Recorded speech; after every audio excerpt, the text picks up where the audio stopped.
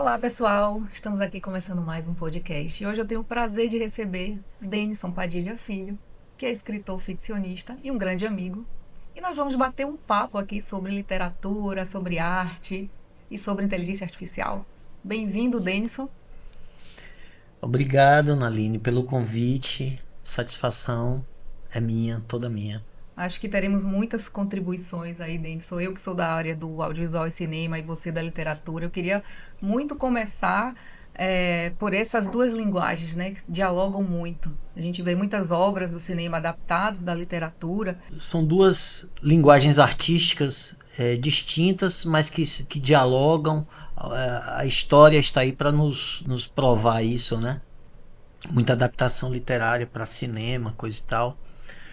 Mas, assim, você constrói a literatura a partir de signos da palavra, né?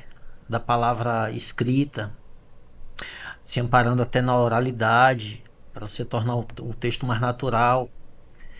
E o audiovisual, signos de imagem, né?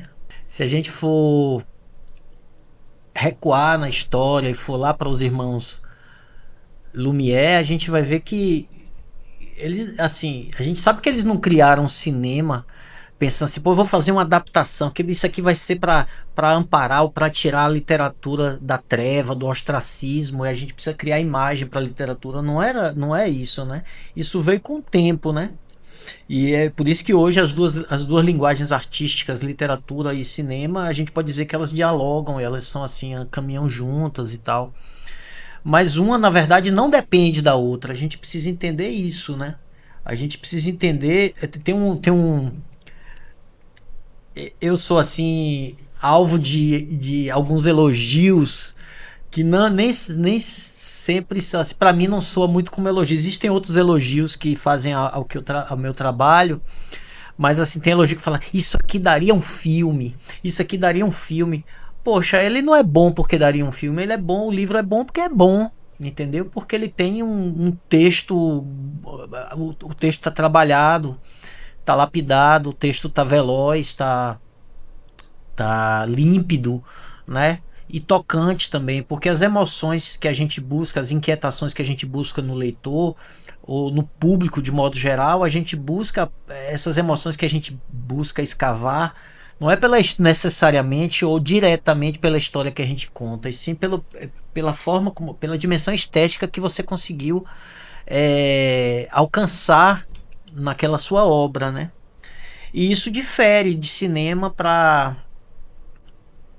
literatura. Você falou agora há pouco de às vezes as pessoas pegam um texto e esfregam o texto na tela e acham que está tudo certo, né? Tá pronto, tá adaptado. Exatamente. E não é esfregando, né? Você tem que fazer as devidas adaptações, Até a né? própria Quem fala no forma. audiovisual é a imagem, A né? forma de contar a história vai mudar. É por isso que Ah, muita gente sim, fica senão frustrado porque houve uma mudança até da própria história no cinema, por exemplo. Ah, mas no livro é diferente, no cinema. É porque o autor ali sentiu a necessidade de mudar para que aquela história seja contada daquela forma. e muitas vezes a gente tem, assim, não cabe aqui por uma questão até de ética e tudo, a gente não vai citar más adaptações, maus filmes, até filmes aclamados e tudo, porque a obra literária era muito boa, até de autores assim de minha predileção e tal, venerados por mim e tal, grandes mestres, mas que tiveram suas obras indevidamente, eu diria assim, indevidamente adaptadas, entendeu? Para cinema.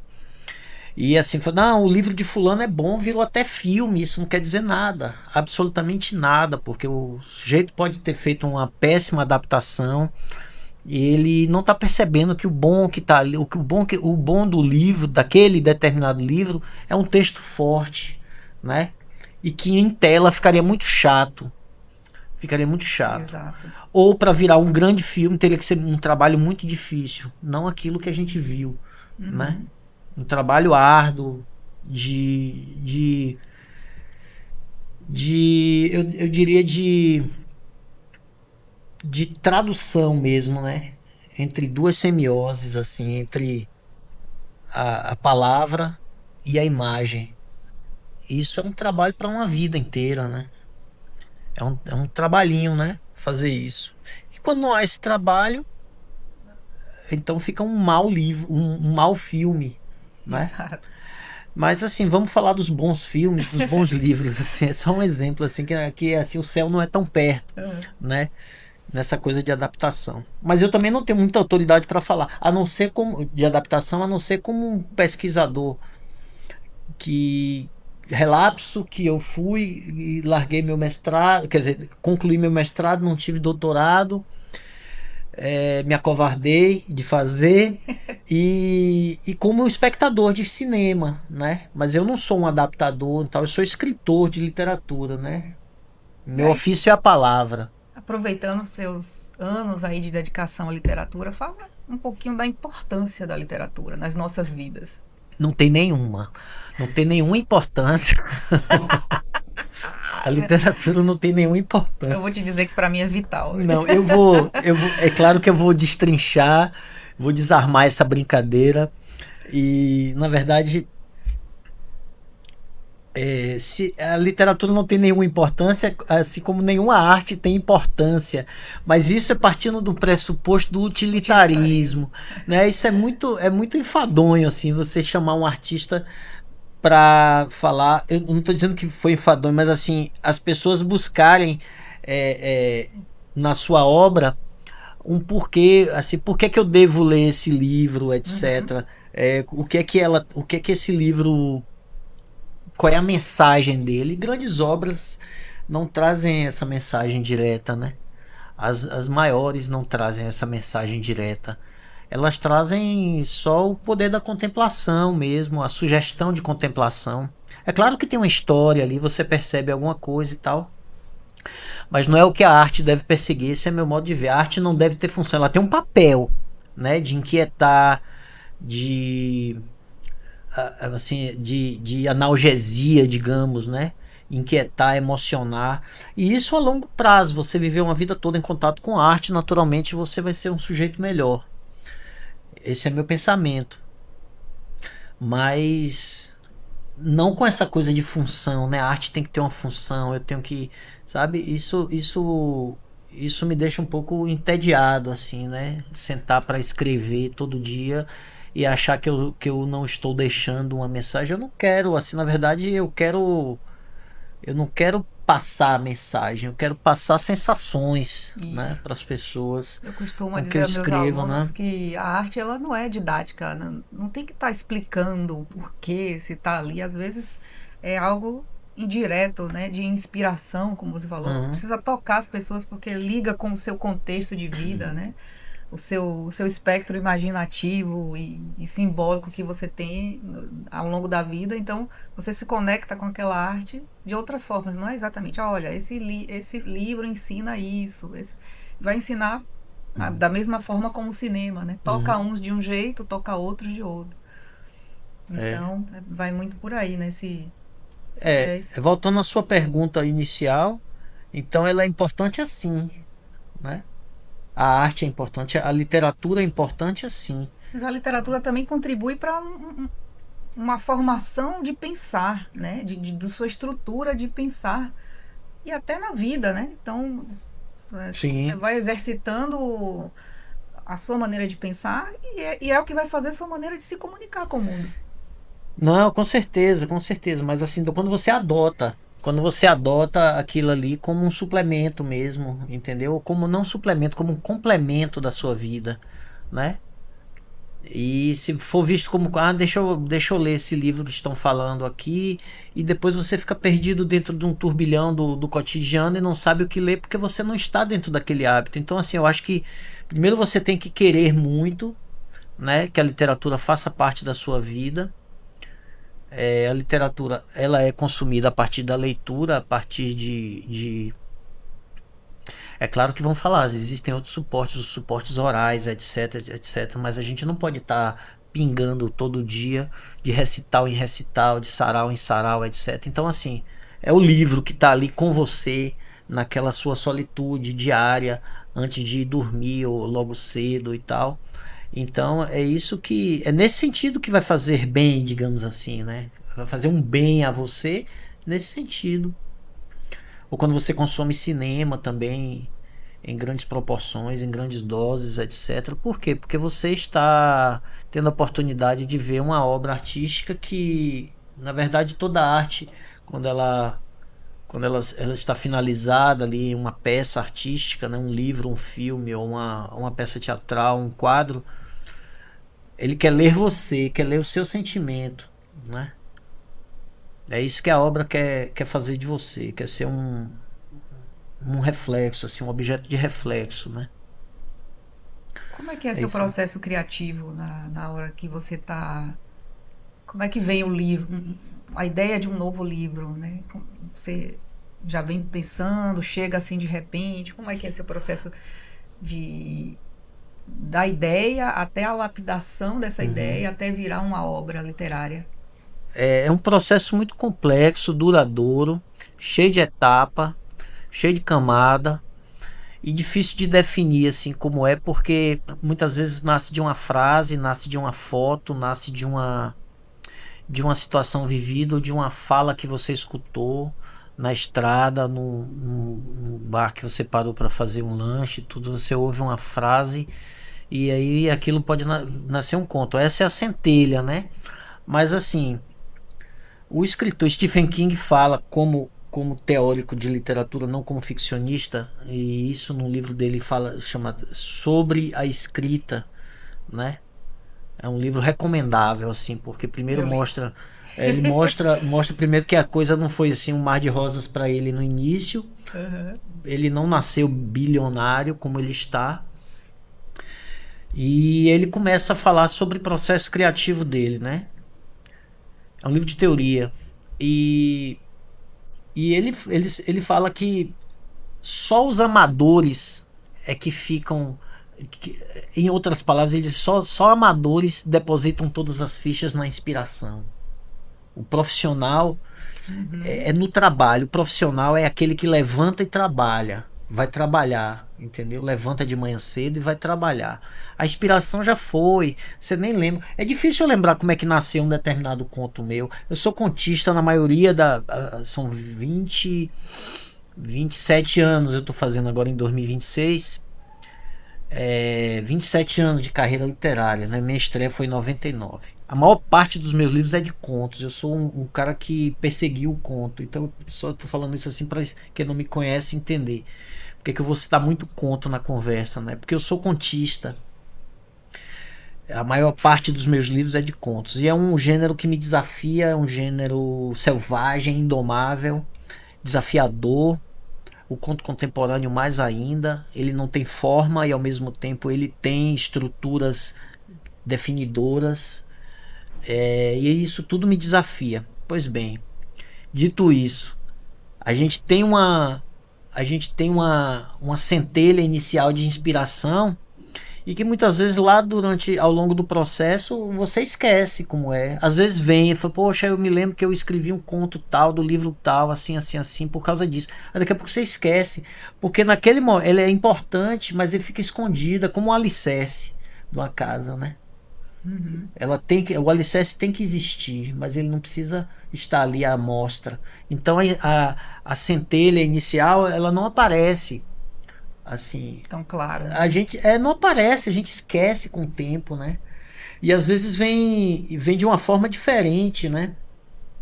Eu tenho um conjunto de dois contos que saiu agora no Fúria Talvez, que é um livro que ainda tá, né, a gente lançou e tá ainda em trabalho dele, até a saída do próximo e adiante também. E existem dois contos de dois amigos, um vai viajar para o México e pediu para encontrar com esse outro amigo de muitos anos, que vai viajar no dia seguinte. E o outro conto é quando ele retorna do México um ano depois e, e começam a conversar sobre um monte de coisas, segredos são revelados, situações assim insustentáveis, que sufocantes para o que viajou, e ele precisa colocar para fora, desabafar e tal. Esse conto, eu estou contando tudo isso porque esse conto nasceu de uma situação que só aparece no final do último. Esses dois contos, melhor dizendo, eles nasceram de uma situação, de uma fotografia que eu fiz no México, que só aparece no final do segundo conto. E nem é assim, aquela pessoa que eu fotografei não aparece daquele jeito que está na foto, né? Como se ela tivesse se levantado da cadeira e caminhado e tocado a história da frente para trás, né? Então só aparece no final do segundo conto, e aí vem, e ele me inspirou o primeiro e inspirou o segundo conto, né? E a situação justificadora dos dois contos só aparece no final do segundo, né?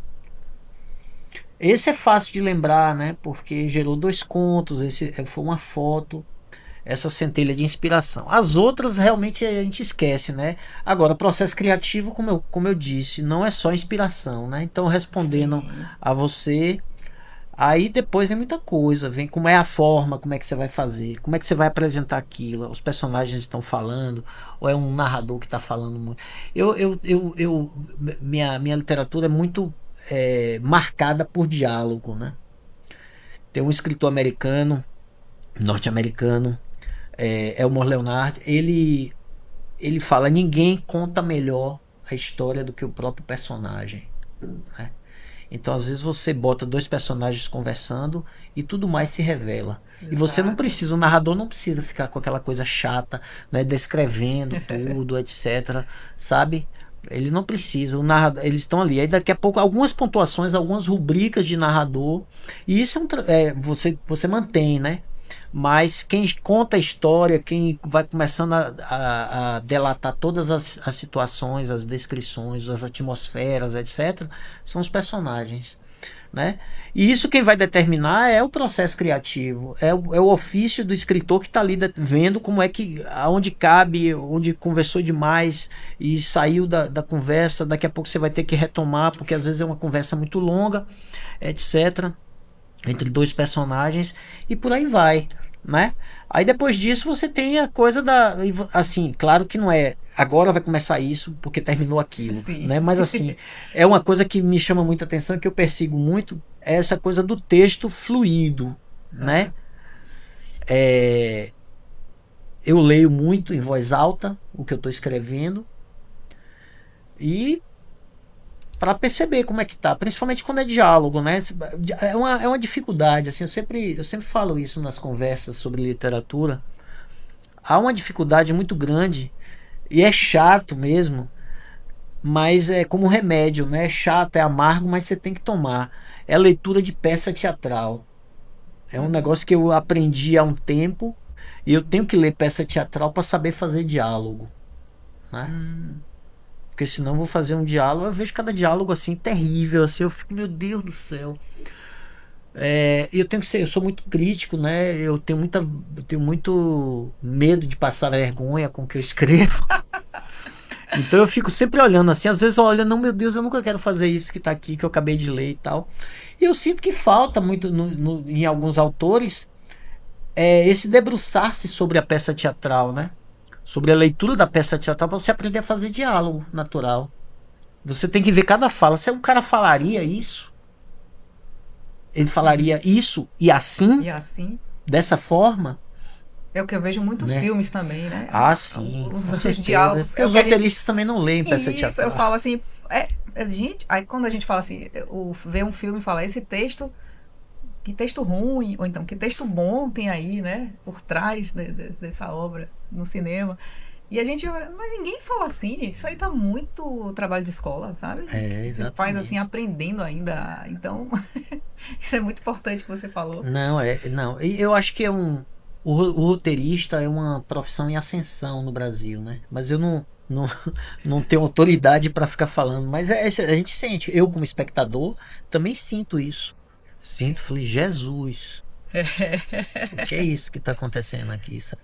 Tipo, ninguém fala Ninguém isso, fala gente. assim, Então você né? perde o realismo, que é É exatamente a imersão terrível, que você terrível. busca quando você está dentro de uma obra literária ou Uhum. no cinema. E um porra fora da hora, fora da temperatura, né?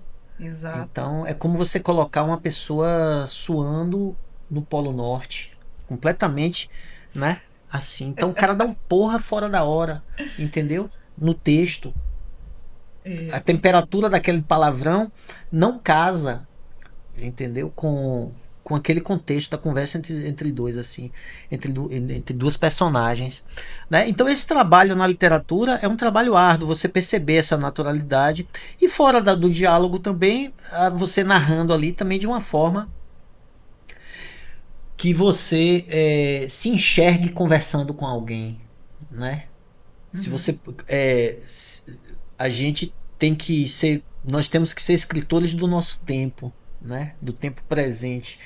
Com quem eu falo, né? Para quem eu tô falando? Eu narrador, não sou eu, Denison, o narrador que eu criei para contar aquela história. Ele tá contando a história para quem? Ele tá contando a história para o homem do século XXI. Então eu tenho que sentir isso e dessa mesma forma a literatura tem isso. Você aliar essa naturalidade, essa redondeza de texto com a beleza do texto também, né? A palavra que você pega de pinça e coloca ali. Na literatura não há sinônimo. Naquele lugar ali, você não pode tirar essa, botar essa, não. Ali só vai caber essa. Naquele texto só vai ficar bonito aquela palavra, né? Aquela palavra ali. Existem sinônimos, mas se você colocar, você vai ver. Não pense, esqueça sinônimo. Literatura é uma não língua. Literatura não é uma língua. Estou bem em lição, assim, lição número 1. Literatura não é uma língua. Literatura é uma não língua. Ela eu sou bartesiano, né? Eu gosto de Roland Barthes. E assim, Barthes fala que é a festa da palavra. É a revolução. É quando a literatura é a palavra virando a mesa, né? Chutando balde, fazendo essa revolução. Por quê? Porque ela recusa o poder da palavra, aquele poder institucionalizado, aquele poder corriqueiro do texto informativo, etc. Fala, eu me recuso a ser um significante disso que o texto informativo é. Eu quero inaugurar novos sentidos. Exatamente. Então esse é o barato da literatura. Maravilha. E com todo respeito, o cinema não pode fazer isso. Ele faz a reinvenção da atmosfera, a manipulação da luz com a não luz. Então é outra arte. É outra arte. É outra arte. Que vai causar, né, outras sensações. Outras sensações, entendeu? A partir de outros signos, de outras manipulações, manipulação de imagem, como eu falei, da luz com não luz, o claro, o escuro, ou todo claro, etc. A questão aí do imaginativo, né, que a literatura provoca. Quando a gente lê, a gente está imaginando um monte de coisa. Então, no cinema, não, ele já está ilustrando para você de alguma forma, nem sempre é literal com o que está sendo dito. Às vezes a informação está ali embaralhada e o imaginativo vem de outras formas no cinema. Mas eu acho bem, bem potente e curioso esse imaginativo. E você estava falando aí de público, e o público do cinema, né, o público que a forma como a gente consome audiovisual e cinema hoje é bem diferente de 10, 20 anos atrás. E na literatura? Como é que estão os ritmos hoje? O leitor mudou? O leitor contemporâneo consome da mesma forma? Qual é a sua percepção sobre isso? Assim, você falando aí, eu fiquei bem curiosa com isso. Consome menos, né? Os números estão aí, que não nos deixam mentir. A gente vergonhosamente perde para país de tudo que é tamanho vizinho, né? País grande, país médio, país minúsculo como o Uruguai, a gente consome menos, muito menos, né? Eu tenho números assim que eu estava até revendo agora há uns dias atrás, e a gente consome muito menos, e assim, a gente nosso dia não tem 48 horas, né? Se você trabalha, o leitor contemporâneo ou o público contemporâneo se trabalha e chega em casa cansado, ele vai ter que escolher o que é que ele vai fazer com aquele hora que resta, né? Se ele vai ler ou se ele vai ficar de bobeira na tela do celular, né? Então, naturalmente, que os índices vão ser baixíssimos no Brasil, porque a tendência do brasileiro, estou falando do brasileiro porque eu sou brasileiro, né? É um fenômeno mundial, não importa. Estou falando do Brasil. O brasileiro lê menos porque ele faz a escolha pelo celular. A gente também lê o celular. Não, não é a mesma coisa. Você não lê pelo celular. Eu não queria nem entrar nessa situação assim muito, mas assim, a pessoa não lê polêmico, é antipático, né, para um podcast, mas eu não sou. Não precisa ser simpático. Não precisa ser simpático, mas assim, a prova disso é que você às vezes manda mensagem escrita e as pessoas não conseguem decodificar. Ou você faz uma postagem com legenda. Eu não tô querendo legenda grande, não. Né? Eu também sou dócil. Eu sei que a gente tem que diminuir a legenda. O trecho da literatura que você vai colocar ali vai ser pequenininho na postagem que você vai fazer, acompanhada de uma bela imagem, coisa e tal. Tá tudo certo. Né? Eu aceito a regra. Né? Mas assim, o que você coloca ali, as pessoas não estão lendo, então é mentira que elas leem pelo celular. É mentira. Doa quem doer, mas é mentira. Mas assim, essa questão que você falou assim do audiovisual, da imagem, você veja, né? Imagem, a palavra imaginar, vem de criar imagem, né? E eu acho que assim, o mundo contemporâneo, ele imprime uma perseguição pela imagem. Ele persegue a informação através da imagem, né? Pela visualidade da coisa, né? Em detrimento da sonoridade da coisa. E eu acho que literatura, ela tem duas dimensões. A dimensão que ampara a visualidade é a dimensão narrativa, né? Que você está contando a história e tal, e a pessoa está imaginando. E muitas vezes o texto é só visualidade, o que é virtuoso também, é uma virtude você ter um livro com uma história ali bacana, tocante, tá tudo certo também. Mas tem a dimensão estética também do texto, né? E o que é a dimensão estética? É você perseguir isso que tem ficado, digamos assim, na corrida, ficado para trás, que é perseguir a sonoridade, né? É o som. É por isso que eu falei que eu leio alto, né? E quando eu faço postagem, eu não faço postagem de um trecho que dê mais ou menos a ideia de que a história é bacana e tal. Eu nem persigo isso, na verdade, quando eu faço um post. E aí eu falei daquele elogio, né? Que, pô, isso aqui dá um livro e tal. O verdadeiro elogio é quando a pessoa copia um texto, um trecho meu, que não leva para lugar nenhum. Dá uma situação, mas que é um trecho que ficou bonito, né? Ele não traz exatamente uma mensagem, não. Ele convida você para ler um texto bonito e a reboque disso uma boa história, e não o contrário, né? Por quê? Porque eu busco prezar muito por isso, pela sonoridade do meu texto, né? E olha que eu não sou poeta. Eu sou leitor de poesia, porque eu acho que a poesia oxigena o ficcionista, né, dessa beleza, dessa necessidade de você reinaugurar esses sentidos, daquelas palavras ali burocráticas, etc. Elas se recusam, né? O Barthes de novo, se recusam a ser o que elas são e se propõem a reinaugurar ou inaugurar novos sentidos, né? Então eu prezo muito por isso. E hoje, em tempos de inteligência artificial, vamos falar um pouquinho. Sabe o que eu percebo? Ninguém quer mais escrever. Até um e-mail, uma resposta no WhatsApp. O pessoal tá pedindo ao chat GPT. Cara, como é que fica a literatura com essa...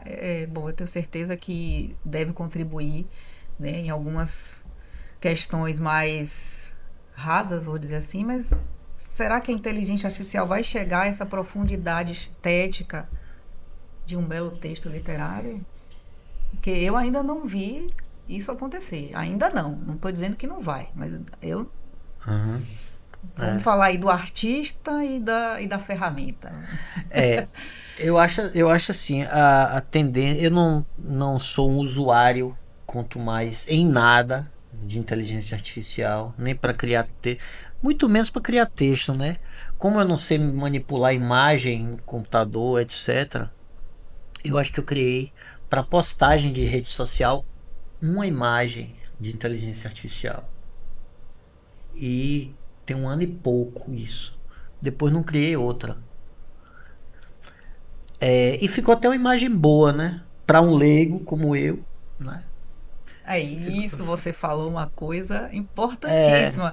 Então, para o leigo e para quem vai estar acostumado com textos rasos, vai atender É, muito. exatamente. A gente tem que, exatamente, a gente tem que fazer sempre essa ressalva, né? Eu gostei da imagem, mas quem fez foi um leigo.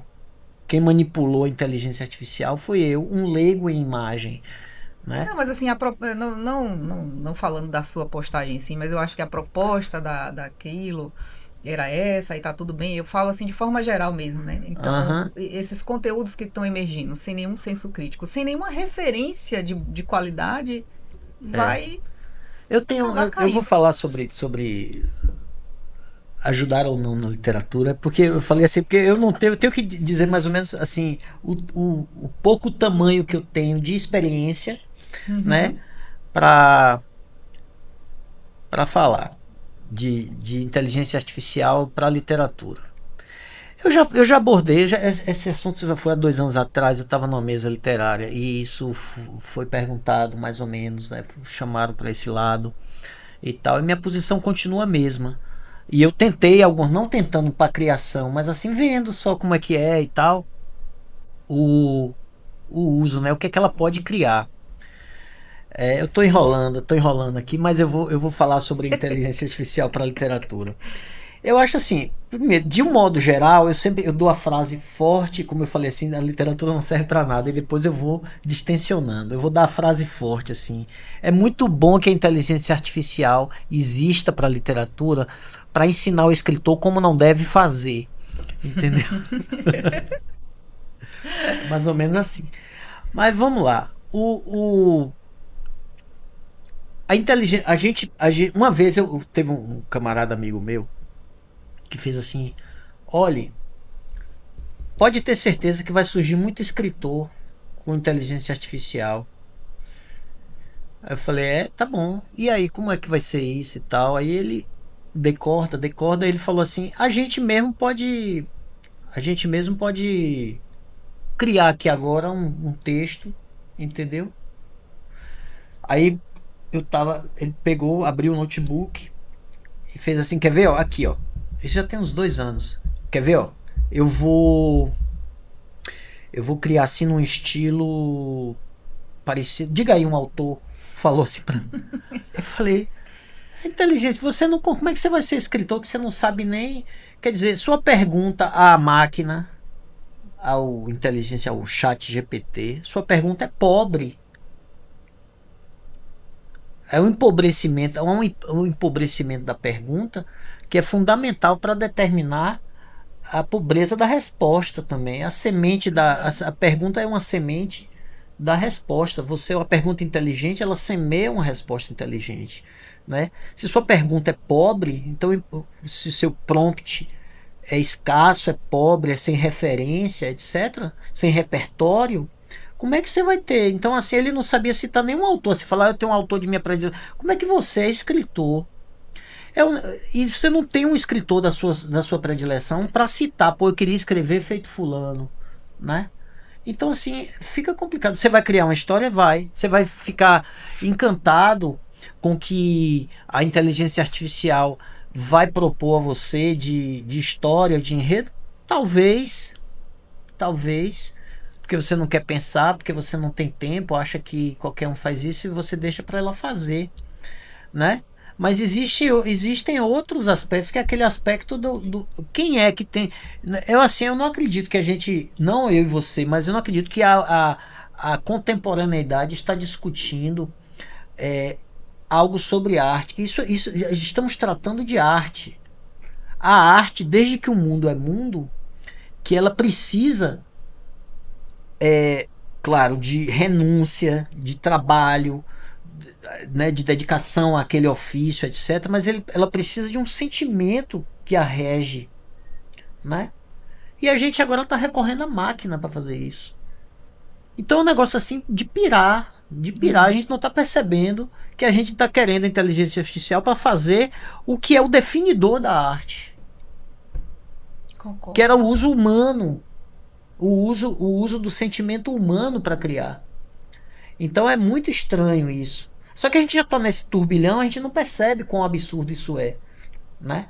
Agora que está passando a lua de mel, que de uns anos, 3, 4 anos para cá, né? A humanidade estava em lua de mel, eu digo público, o largo público, né? Em larga escala. Estava em lua de mel com a inteligência artificial. Agora que está passando, tá vendo que não é assim, que o céu não é perto, não existe, não tem nada fácil. Não tem nada fácil. É uma vida como, quer dizer, você não chama uma pessoa qualquer, você não chama um sujeito para fazer instalação elétrica da sua casa que ele não seja eletricista. Porque ele tem que ter encostado em alguém, cursado minimamente alguma coisa, para ele saber o que é eletricidade, né? Como tudo na vida. E criação literária também. Você precisa dessa dedicação. O ChatGPT nunca vai criar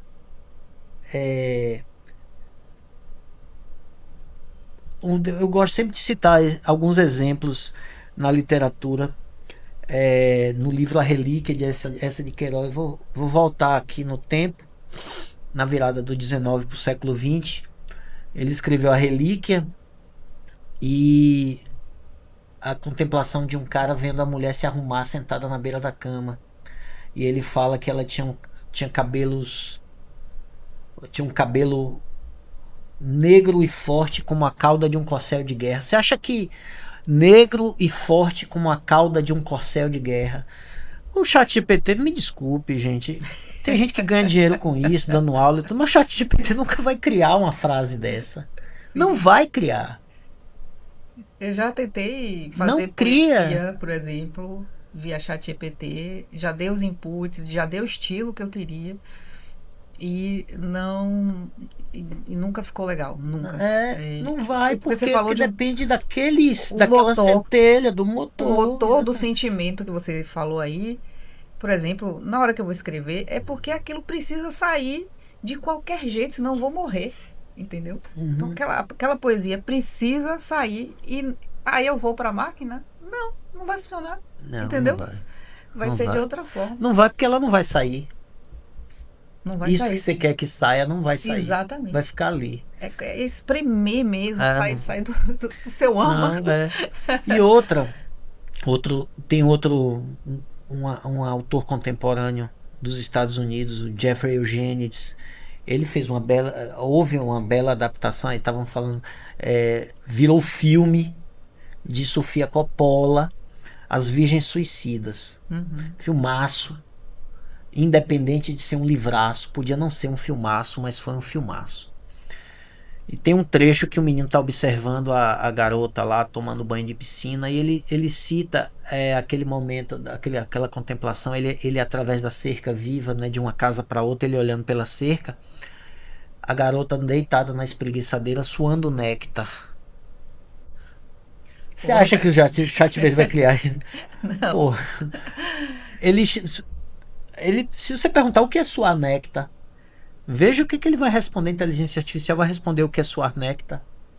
Ele vai dizer: não, suar é impossível, suar néctar. Então, assim, é aquilo que eu falei. Lembra que eu falei da literatura ser uma não língua? Ela é uma não língua. Néctar é uma coisa, suar é outra. Você sua, sua, o corpo sua, né? Água e tal, não sei o que. Não sua néctar. Mas na literatura isso é possível. E a inteligência artificial não vai alcançar essa possibilidade. Não vai. Então, assim, eu tô tranquilo em relação a isso. Tô muito tranquilo. Fora isso, ela não consegue articular pensamento. Eu vejo isso porque, assim, eu fui ver quem é Denison, uma certa feita, eu fui ver quem é Denison Padilha Filho, segundo a inteligência artificial, né? Eu também já tive essa pergunta. Pois é. No meu Wikipédia tem Denison, citando a obra literária de Denison, conforme dividida em fases, né? Uma fase assim, uma fase assada, uma fase assada. Ele não consegue, ele pega aquilo ali, faz assim, mete a mão no saco e tira uma informação e diz que você é alguma coisa que você não pratica mais em termos de literatura. Então ele não tem assim, não, peraí, não, Denison falou que a primeira fase, etc, é assim, a segunda fase é assada, a terceira fase é assada. Tá, então a gente vai definir Denison. Para quem procurar Denison como escritor aqui na inteligência artificial, nós vamos dizer que ele é isso, isso, isso e isso. Ela não faz isso, ela mete a mão no saco, sorteia uma informação e joga lá. E Denison, como é que você construiu ao longo da sua carreira o seu estilo literário, né? Como foi esse processo? Você já estava com isso muito definido no início da sua carreira? Foi um processo que você foi lapidando ou foi mudando? Como foi esse caminhar? Não é um projeto, né, que a gente começa assim com início, meio e fim, né? Um projeto a se cumprir. É uma construção mesmo, né? E é muito o resultado do repertório que você colheu ao longo do caminho, né? Você foi construindo as suas leituras, quem você leu, quem você prefere ler, quem você gosta de ler. E aí você vai também caminhando junto com um monte de mestre e, e é assim que vai se dando a construção do estilo, né? Definir com palavra, assim, qual é a palavra que define estilo, é meio reducionismo, né? Assim, a gente não conseguiria, não faria essa proposta para ninguém. Definir-se, né? Definir algo que você faz e tal, é meio complicado. Posso fazer diferente a pergunta? Constrói. Não, Como não. você se encaixou no seu. Falou assim: é aqui meu lugar. É aqui, é aqui meu lugar. Mesmo que seja amplo esse espectro, mas como foi essa construção desse lugar que permeia o seu estilo literário? Não, assim, é complicado também É ainda, né? É difícil, né? difícil dizer, né? É difícil dizer. Mas eu sou um contista contemporâneo que li de tudo na vida, de novela de cavalaria até o romantismo tardio brasileiro, até o romantismo europeu, o romantismo norte-americano, século XX, realismo, li de tudo, né? Mas sou um homem do século XXI, né? Sou um escritor contemporâneo e preciso ver o que os meus pares estão fazendo. E citar também seria assim ingrato com muitos mestres que eu poderia esquecer, né? Mas para além desse repertório que a gente acumula na Line, tem também um outro fator que é assim a construção de literatura se dá primeiro porque assim Antônio Cândido, o teórico Antônio Cândido falou que a matéria-prima do escritor é a memória. E eu acrescento dizendo que a matéria-prima do escritor é a memória em afeto, em atrito, em contato com a desmemória. Por quê? A memória é assim, ele lança a mão de tudo que viveu e leu está dentro do que viveu, certo? Então ele lança a mão daquilo e vai moldar o seu estilo, né? Mas o artista da palavra, como todo artista, ele quer esquecer, aí a desmemória, ele quer esquecer o artista que ele foi até então. Ele quer, porque a arte é violação, é ruptura. A gente quer romper, né? Fica ali o DNA. Eu tive um telefonema, eu estava em férias agora, e aí recebi um telefonema do meu editor, que eu tinha deixado em dezembro, o meu inédito na mão dele, tinha passado antes de viajar, no início de dezembro. Eu falei, poxa, a qualquer momento ele liga aí dizendo que leu e tal, se gostou, dando sugestões, etc. E ele ligou para mim agora já um mês e 10 dias depois, dizendo que achou isso, achou aquilo ali, que tem ali o meu DNA. Então o DNA do escritor, assim, o estilo vai ali. Mas eu queria fazer uma coisa diferente, né? Porque eu quero esquecer o escritor que eu fui. Deixa ali só uma pista de que é um novo livro de Denison Padilha Filho, etc. Você consegue identificar, foi o que o meu editor falou, né? Que tem ali o meu DNA, mas o que eu persigo é esquecer romper, porque senão vira artesanato. O artesanato é diferente, ele está dentro do grande guarda-chuva da cultura junto com a arte, mas arte é uma coisa e artesanato é outra. O artesanato ele quer criar 50 copos desse aqui de barro exatamente iguais. Exatamente iguais. E a marca do artesão, ele conseguir fazer isso aqui exatamente iguais. A marca do artista é diferente. Ele quer justamente romper. Ele quer fazer diferente. Ele quer um livro diferente do outro. Exatamente. Né? Concordo totalmente com pois isso. Pois é. Percebe? Então, assim, ao mesmo tempo que tem a memória que Antônio Cândido clareou pra gente, dizendo que é a matéria-prima do escritor, tem a desmemória. Você quer esquecer, você quer, não quero aquilo, né? Eu passei muito por isso, né? Isso de esquecer entre 2012, 2011 e 2014, né? Eu estou falando em datas de livros lançados, mas é claro que os processos criativos precedem essas datas, né? Eu lancei Menelau e os Homens quando eu lancei o Herói está 2011, 12, quando eu lancei o Herói está de Folga, um livro de conto também, em 2014, eu queria esquecer aquela fase, né? De Menelau e os Homens para trás. Menelau e os Homens tinha sido o meu terceiro livro. Não por ingratidão, não porque estava ruim. Às vezes você quer esquecer porque tá ruim mesmo, entendeu? Você já tá lançado, tá no mundo, etc. Aí tem gente que elogia e você diz, não, nem merece e tal, mas não é o caso de Menelau e os Homens. Mas assim, em 2014, quando eu lancei o Herói Está de Folga, eu queria completamente romper. Aí eu mando o texto para um escritor que eu gosto muito, brasileiro, Menalton Braff. O Menalton Braff é gaúcho.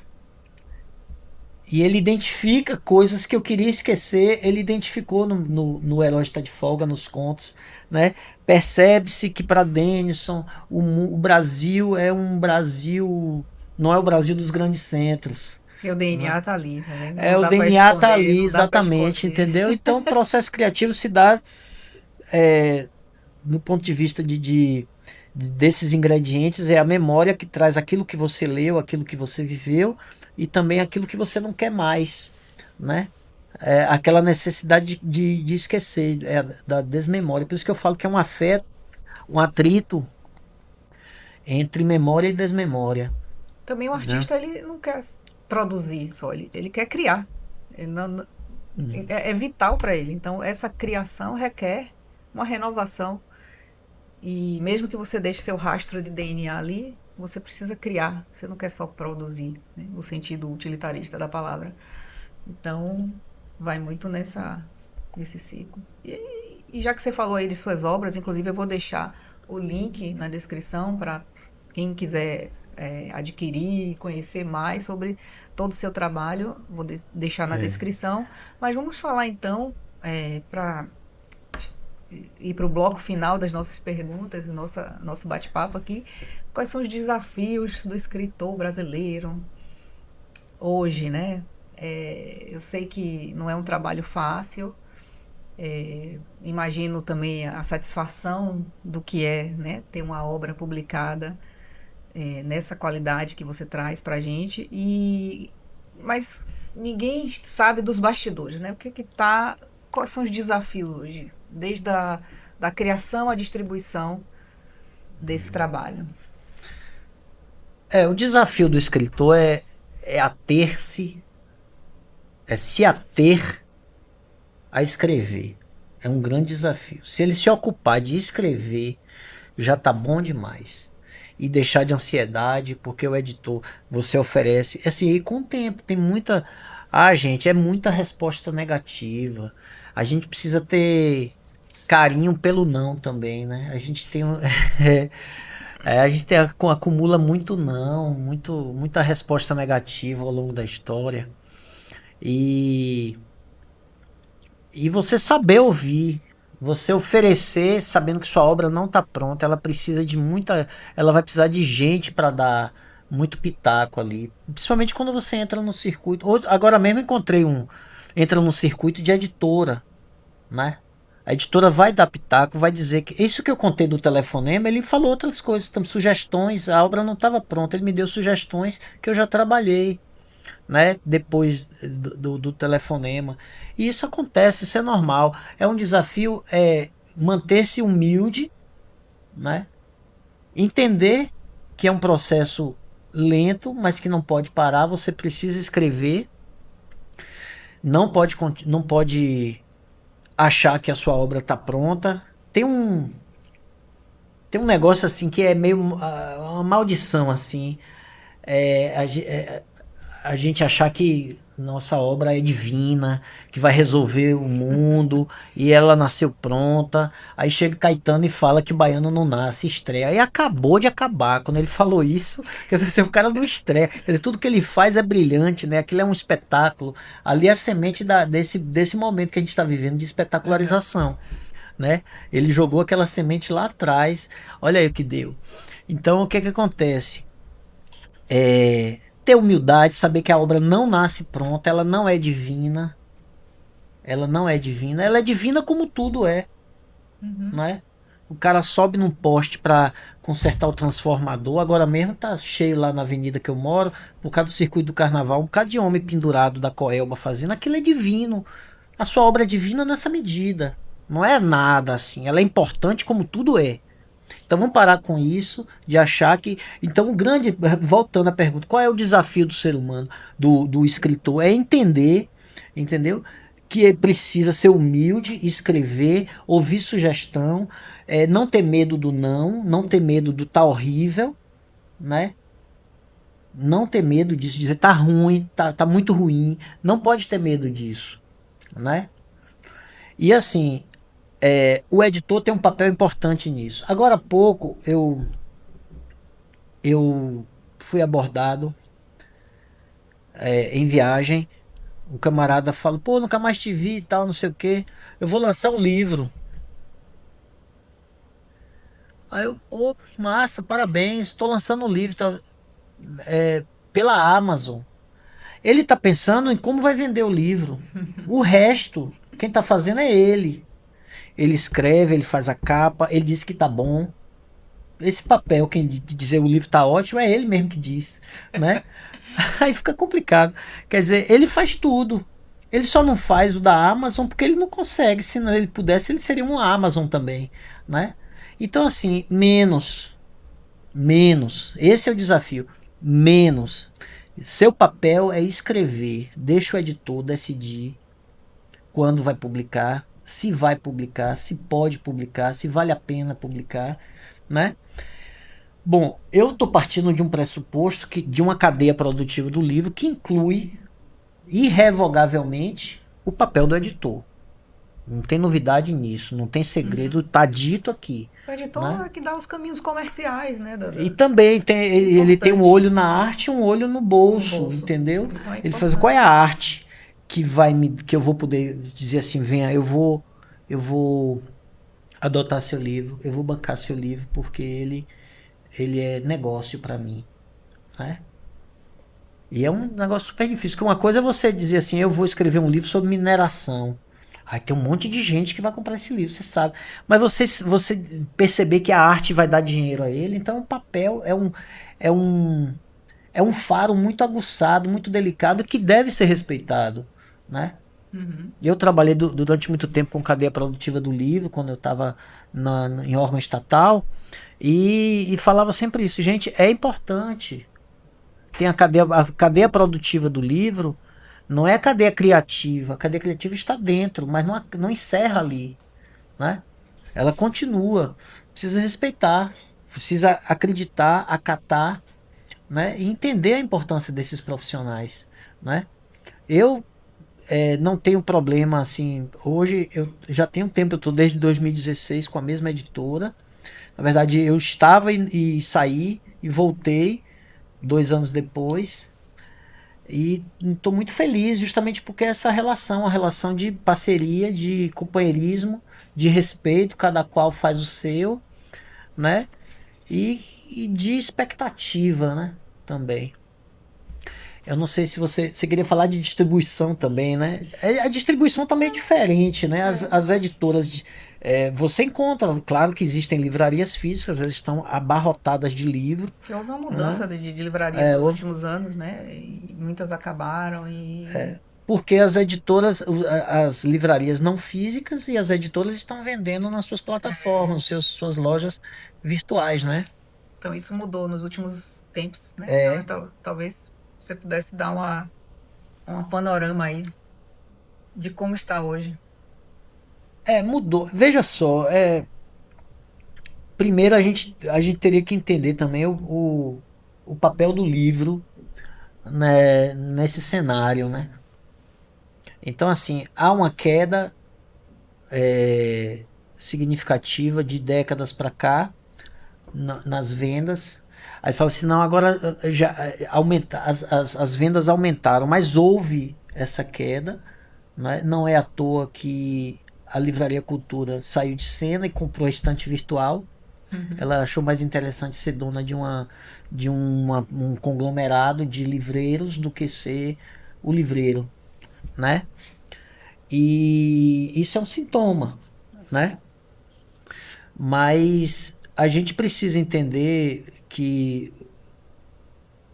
o livro não vai. O livro. Aí já não estou falando de literatura, eu estou falando de livro. Uhum. Né? Livro qualquer. O livro não vai. Mas quando você fala assim, o que você sugere? Eu vou sugerir naturalmente literatura, que é essa que vai te acompanhar. O livro técnico não vai te acompanhar na viagem, né? Etc. Mas eu tô querendo falar do livro em si, como objeto, como produto, como economia. Ele não vai ter seu incremento nas vendas se não tiver instilado no sentimento do consumidor a necessidade de ter livro. Você vai baixar o preço dele, o pessoal diz que aquele livro é caro. Eu não vou morrer de sede porque o rio é longe. Eu vou em busca porque eu preciso de água. É a mesma coisa. Eu não vou morrer de. Eu não posso deixar de consumir livro, porque o livro é caro. Eu vou ter que consumir algum, procurar mais barato, etc. Mas quando ele não faz parte da sua cesta básica, entendeu? Aí vai ficar difícil. Você vai botar ele a 50 centavos e ele vai continuar na prateleira. Uhum. Ele não vai ser comprado. Por quê? Porque não interessa. Uhum. E isso é a semente de tudo. E ele não tem o valor. Por exemplo, eu já vi um monte de campanha. É outra posição antipática aqui, né? O meio artístico não gosta desse tipo de. Mas assim, eu já vi um monte de campanha falando: esqueça um livro no banco da praça. Esqueça um livro no banco do ônibus, né? Ah, Doe livro e tal. Ó, ninguém doa ingresso de teatro. Eu não vi ninguém doando CD ou acesso à plataforma de música. Eu não vejo ingresso de cinema sendo doado. Esqueça um bilhete para assistir O Agente Secreto. Esqueça-se no banco da praça para alguém que quer ver e tal. O cara tem que querer ver uhum. e desembolsar em nome de um trabalho que foi feito ali, Excelente. certo? Mas as pessoas querem que o livro seja doado como panfleto na sinaleira. Sabe? Então é isso que é difícil, é incômodo, é antipático ficar falando isso. Mas livro não é para ser doado. Livro é para ser, a ideia de consumo de livro é para ser instilado na cabeça da pessoa que ela precisa de ler. Ela Precisa ser desejado. precisa ser desejado. Você vai baixar para 50 centavos e as pessoas não vão ler. Da Elas vão mesma usar forma 50 centavos em chiclete. a gente vê um quadro bonito, a gente deseja, né, que é um Pois quadro é. pintado. Doe uma tela, um quadro. doe um quadro, você, artista plástico, pinte um quadro e doe, bote no banquinho da praça, faça uma doação para as pessoas precisam de arte, precisam, mas o Mas essa artista também relação precisa, é. é essa relação, sabe? Agora, o que você falou aí especificamente em relação às livrarias, o que que eu presenciei nos últimos anos era, antes, né, de acabar as livrarias físicas, as principais, o livro estava bem mais caro na livraria física e você achava online bem mais barato. Aí você ficava, mas aí acabou assim, teve essa mudança, né, na dinâmica, que são coisas que a gente lamenta, mas não controla, então tem que lidar com isso. Porque está mais barato? Não, não é o porquê, a Porque gente está mais se barato deparou, na Amazon, digamos.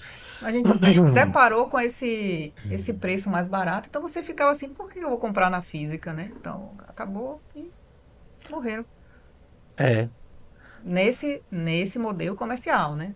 Então existem é, outros que assim a gente percebe que os grandes impérios sempre vão ruir, né? E na área também de mercado a mesma coisa. Então existem outros impérios que estão surgindo, exato. mas numa plataforma mais num suporte mais atualizado, que é o suporte digital. E, e isso foi preponderante para a queda esses impérios que estavam aí, né?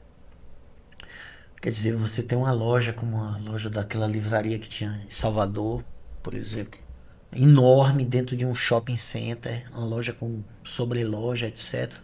Aquilo é caro. Chegou um momento que não dava, né? Multiplique aquilo por várias capitais do país.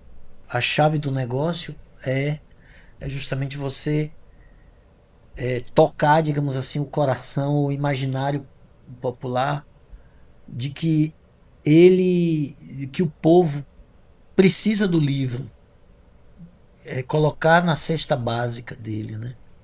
Artigo de primeira necessidade. E se ele não for artigo de primeira necessidade, vai ficar difícil. Ele vai ficar sempre mais caro do que se fosse em larga escala e desprezado, porque ele não é de necessidade. Ele não é de. Ah, livro é caro. Ainda não sei, mas tinha no estádio aqui, tinha um show de verão com um cantor de axé há uns anos atrás, que era, eu não sei se 2 verões atrás, 3 verões atrás, não sei se esse está tendo, que é toda segunda, eu acho, não sei. É caríssimo, assim, e lotado, lotado, lotado, entendeu? Muito cheio e era caro. Acho que era no estacionamento da Arena Fonte Nova, que tinha esse show de um cantor de pagode, tudo muito cheio. Eu não tô querendo levantar bandeira anti isso ou anti aquilo, né? Mas eu tô dizendo assim, as pessoas têm dinheiro e elas vão direcionar, investir, direcionar o seu dinheiro, trabalho, etc, etc, para o que elas acham que é fundamental. É uma opinião entristecedora, mas enquanto a gente não resolver isso da cesta Da cesta básica, básica, eu entendeu? gostei dessa. Não tem outro caminho, não tem um segredo, entendeu? Aham. Mas isso vem de cá de cima também, né? É. Você sabe onde está o livro na administração na Argentina, na administração? Não está no Ministério da Cultura, não. Está na economia, porque ele mobiliza capital na Argentina. Ele está na economia. Vá olhar na Colômbia, a experiência da Colômbia. Eu não estou falando de França, não, nem de Dinamarca, Finlândia, Canadá. Eu estou falando de vizinhos que têm um processo sócio-histórico parecido com o nosso, né? Países em desenvolvimento, etc. E o lugar do livro é na economia, a gestão da economia. É isso. Aqui a gente fica brincando de casinha. Que venha para a cesta básica o nosso desejo de leitura, de literatura e de arte, né? De Eu como arte. defensora da arte também. Mas é isso, ficamos por aqui hoje. Queria agradecer imensamente, adoro sempre conversar com o Denison. E espero que volte mais vezes, né? Vamos, Voltarei. quem sabe no lançamento do próximo livro, você bate um papo novamente. Ah, que ótimo. aqui. Que ótimo, vai ser muito oportuno, sim, conversar sobre o que tá por vir aí. Então é isso. Obrigada, Denison. Até a Obrigado, próxima, obrigado, pessoal. obrigado. Tchau.